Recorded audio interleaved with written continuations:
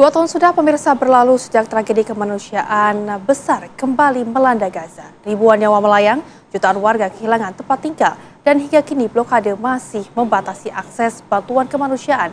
Di tengah situasi ini, Rumah Sakit Indonesia di Gaza yang dibangun oleh Lembaga Kemanusiaan Mercy terus menjadi saksi keteguhan rakyat Palestina. Bersama kami pemirsa telah hadir melalui sambungan Zoom Ketua Presidium Mercy Dr. Hadiki Habib untuk berbagi pandangan mengenai kondisi terkini di Gaza, efektivitas resolusi PBB, hingga sikap dunia internasional. Selamat siang, Pak. Selamat siang, Mbak Rehana dan Jasmine. Baik, Pak, ini 2 tahun pasca serangan di Gaza. Bagaimana ini Mercy melihat kondisi kemanusiaan di sana saat ini? Ya, situasinya semakin hari tentu semakin berat ya, krisis kemanusiaan yang dialami oleh masyarakat Gaza, karena memang sudah menjadi sebuah serangan sepihak dan pembantaian yang terjadi di dalam Gaza.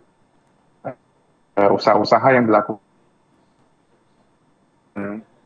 manusiawi, baik secara diplomasi maupun secara jalur-jalur kemanusiaan itu memang tidak diindahkan, dan saya pikir ini perlu terus-menerus difokuskan supaya tidak habis ya masyarakat yang ada di dalam Gaza ini. Ya, Pak Hadiki, melihat situasi Gaza yang saat ini sudah dibombardir begitu, apakah masih ada tenaga medis ataupun relawan Mercy yang bertugas di sana saat ini? Saat ini tenaga kesehatan warga negara Indonesia di dalam Gaza itu sudah keluar di bulan September kemarin, menyusul adanya serangan yang masif di daerah kota Gaza, Gaza City. Namun kita masih mempersiapkan pengiriman gelombang berikutnya dengan menggunakan jalur atau koridor kemanusiaan yang memang masih terbuka dari Badan Dunia WHO. Oke, baik. Artinya akan ada gelombang berikutnya kemudian akan ada di Gaza. Tapi Pak, dalam kondisi blokade dan juga serangan, bagaimana sebetulnya operasional dan juga ini fasilitas kesehatan di rumah sakit saat ini? Seperti yang kita sering lihat dan saksikan, baik dari sosial media, kanal-kanal resmi maupun dari sosial media pribadi, memang fasilitas kesehatan yang berada di Gaza ini terseok-seok ya, berusaha untuk bertahan gitu. Namun ya tadi kita terus melihat bahwa resiliensi atau daya tahan masyarakatnya ini memang masih terus berusaha untuk menjaga tanah airnya gitu, dan mereka terus menyuarakan bahwa pelayanan kesehatan harus terus berjalan untuk mendukung kebutuhan dasar kesehatan masyarakat yang ada di dalam Gaza saat ini. Ya, Pak Hadiki, kita ketahui bahwa berbagai resolusi ini sudah dikeluarkan PBB terkait Gaza ini. Bahkan kemarin juga Presiden Prabowo Subianto juga sudah memberikan pidato begitu mengenai pentingnya kemerdekaan Palestina di sidang PBB. Lantas mengapa implementasinya ini masih lemah di lapangan, Pak? Ya, itu mungkin di luar konteks dari kami.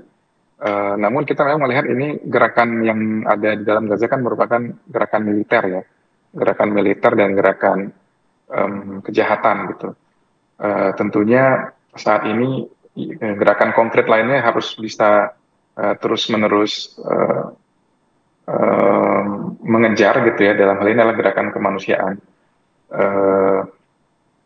Gerakan diplomasi yang ada itu memang belum sampai ke dalam tahap konkret ya, baru tahap pernyataan yang perlu ada aspek konkretnya yang nantinya kita tunggu-tunggu, karena apapun yang nanti dilakukan tentu tidak akan menghentikan akar permasalahan, yaitu keinginan dari negara Israel untuk menguasai wilayah Palestina secara keseluruhan. Gitu. Jadi dari kami sih prinsipnya adalah secara konkret harus terus menyuarakan dan mengisi jalur-jalur kemanusiaan yang masih ada ini secara penuh dan konsisten begitu, Mbak. Oke, artinya harus terus disuarakan ya Pak, tapi kalau kita lihat saat ini di berita maupun di sosial media, Donald Trump mengajukan 20 poin kesepakatan gencatan senjata, di antaranya ini mencakup pembebasan sandera dan juga tahanan. Tanggapan dari masyarakat Gaza ini seperti apa Pak? Karena kan melihat Hamas dan juga Israel ini kabarnya baru menerima sebagian dari kesepakatan tersebut. Ya, masyarakat saat ini selalu pada prinsipnya mendukung perdamaian, gitu ya. Dan yang kita lihat juga setiap usaha-usaha untuk negosiasi itu memang selalu dipenuhi dan dipatuhi gitu.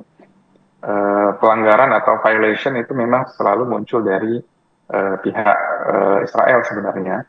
Dan ini yang sebenarnya harus kita tanyakan gitu ke pihak yang di sebelah sebenarnya, bukan ke pihak Palestinanya. Baik, terima kasih Dr. Hadiki Habib. Tentunya kita harapkan bahwa kemerdekaan Palestina ini bisa segera tercapai ya, Rey. Dan Betul tentunya sekali. kita harapkan bahwa perdamaian ini bisa segera diwujudkan di Gaza, Palestina. Terima kasih, Dokter.